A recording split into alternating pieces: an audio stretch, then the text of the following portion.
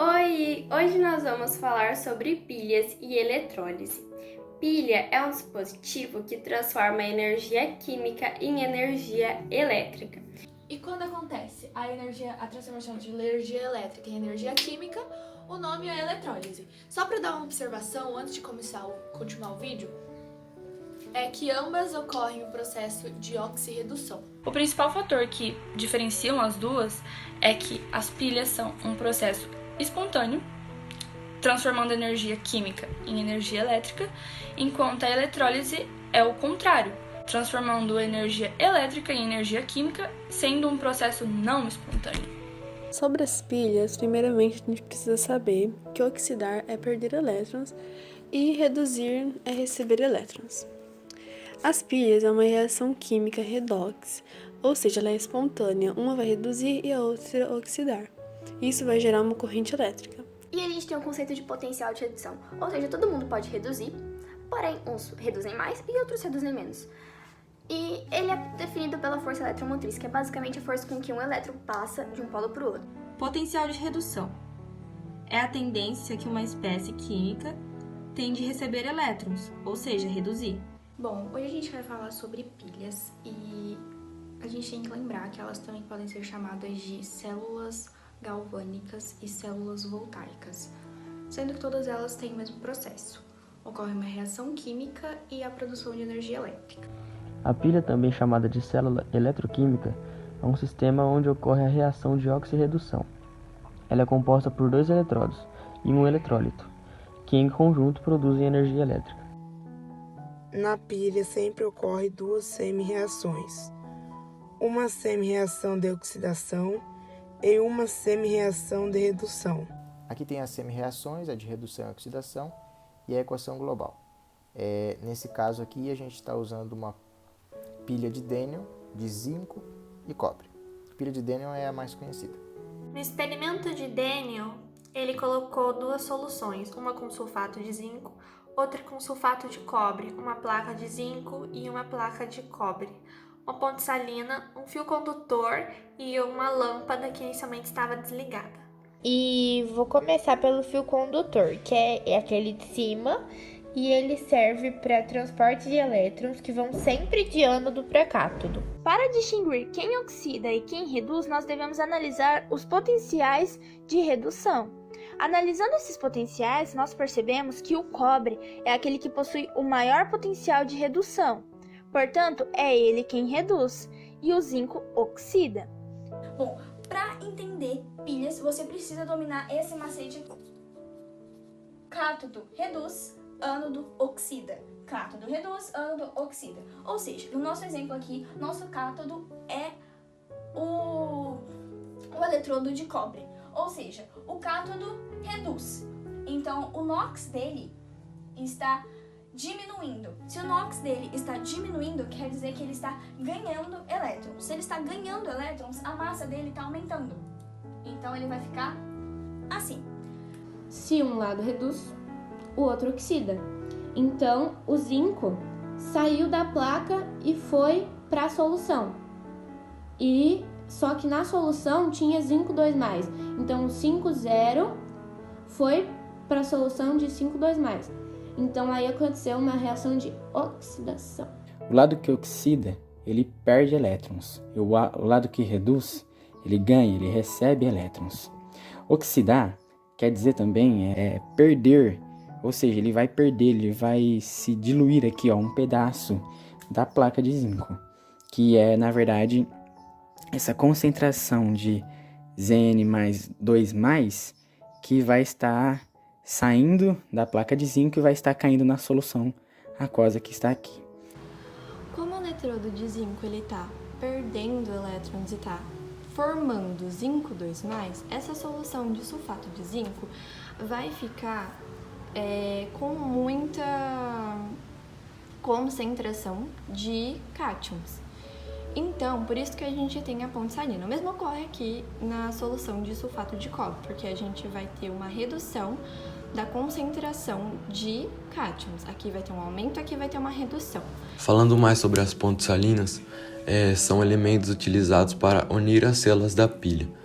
são tratadas de uma solução de sal que conecta duas ou mais semicélulas da pilha. Ela serve para ligar os dois eletrodos, por isso que é ponto. E salina é porque tem uma solução de sal dentro dela. Ela é importante para migrar os cátions e os ânions de uma solução para outra. Isso é bom porque dá equilíbrio para a pilha funcionar bem. O zinco ele vai aumentando na solução e aqui o cobre vai diminuindo, porque ele vai indo para a barra. Para não ficar em desequilíbrio, a ponte salina, ela, para manter os dois neutros, ela manda ânions para a solução de zinco, sulfato de zinco, e cátions para a solução de sulfato de cobre, para eles ficarem neutros. Para quem não sabe, uma pilha ela é feita assim. Você tem o ponto positivo, que seria essa partezinha aqui. Você tem um bastão de grafite que percorre praticamente toda a pilha. Você tem a ponte de salina, que não é feita com água e sal, mas sim de alguns componentes que parecem meio gosmentos e tal. Por isso que não é muito aconselhável você tacar fogo numa pilha. E aqui contornado ou em preto, você tem o polo negativo da pilha inteira. Agora vamos para outra parte, que é a eletrólise. O que é eletrólise? Uma reação não espontânea. A eletrólise ela é um processo não espontâneo que é provocado por cargas elétricas. Ela transforma a energia elétrica em energia química e ela também é realizada em cubos eletrostáticos, onde a corrente elétrica é produzida por um gerador. Dentro dessa cuba eletrolítica existem dois eletrólitos. Um eletrólito aqui e o eletrólito ali. Beleza. Esses eletrólitos, eles são inertes. Ou seja, o que são inertes? Eles não participam da reação. Ou seja, eles continuam o mesmo depois da reação. Ou seja, ok? Os mais famosos são a platina, de eletrólise, e a grafita. São os mais comuns de se aparecerem, né? Os elétrodos podem ser inertes, que não sofrem alteração, como a platina e o grafite, ou ativos, que sofrem alterações. Para que ocorra a eletrólise, é preciso que a corrente elétrica fornecida tenha uma diferença de potencial superior àquela exigida pela reação eletrolítica global. Na eletrólise, ela vai poder ser ígnea ou aquosa. A eletrólise ígnea vai ser aquela que processa a partir de um eletrólito fundido, ou seja, vai ser pelo processo de fusão.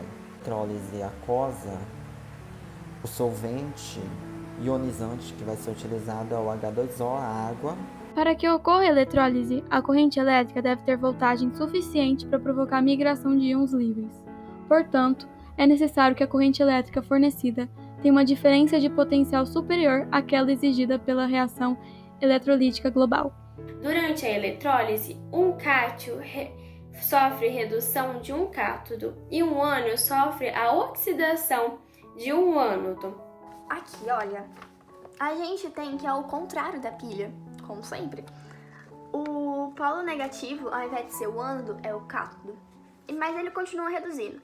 E o polo positivo é o ânodo, e ele continua oxidando. E tanto no caso da pilha como no caso da eletrólise, o ânodo é sempre o elétrodo no qual ocorre a reação de oxidação, ou seja, a perda de elétrons, e o cátodo é sempre aquele que vai ocorrer a reação de redução, que é o ganho de elétrons, independente do sinal. O cátodo, que no nosso caso vai ser o polo negativo, ele vai reduzir, ou seja, o NOx dele vai diminuir e ele vai ganhar elétrons. Consequentemente, ele vai aumentar a sua massa e vai ficar grandinho assim. Bom, já o nosso ânodo, que no caso é o polo positivo, ele vai oxidar. Quem oxida, o NOx aumenta e ele perde elétrons. Só que nesse caso, ele vai formar um gás. Por isso, nesses eletrodos que são inertes, formarão bolhas, porque está formando gás. As possíveis aplicações na indústria a partir do processo da eletrólise são na produção de alumínio e cobre, hidrogênio e cloro em cilindro, bijuterias, panela de pressão, roda de magnésio. Um exemplo bem conhecido da eletrólise na indústria, que eu coloquei ali embaixo nas últimas linhas, é o processo de galvanização. É um processo onde uma peça metálica recebe um revestimento de outro metal. Outro exemplo é a produção de elementos químicos de alta reatividade, como metais alcalinos, alcalinos terrosos, alumínio e halogênios. E na produção de alumínio, até deixei uma estrelinha aqui para eu lembrar de falar de uma curiosidade que eu vi, que é sobre Hall. Hall descobriu como que fazia o alumínio por esse processo aqui de eletrólise, porque antes era muito caro de fazer alumínio. E daí Hall conseguiu fazer de um jeito e pela eletrólise se tornou a empresa mais famosa do mundo em produção de alumínio.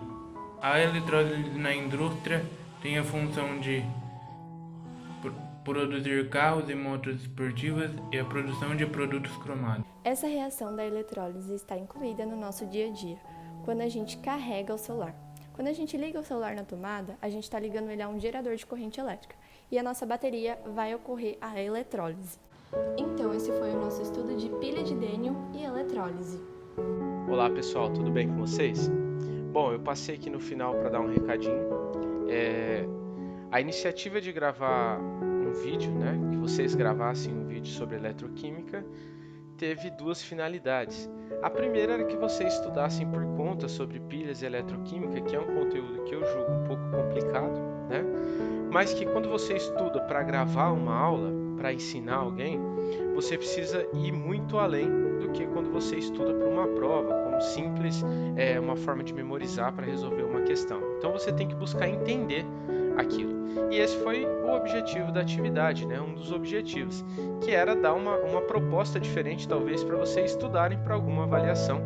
Quando o conteúdo for extremamente importante, talvez seja um pouco difícil, né, de você ficar memorizando, e aí você aprender de uma forma mais significativa, tá?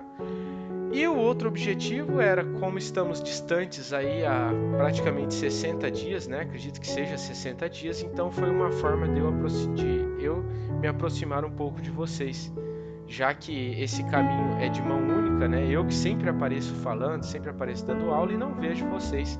Então, foi uma forma de matar um pouquinho a saudade de vocês. Eu esperava uma atividade boa, tá? Muito boa vinda de vocês, mas eu recebi, como vocês puderam ver, um material excelente que atendeu e supriu as minhas expectativas.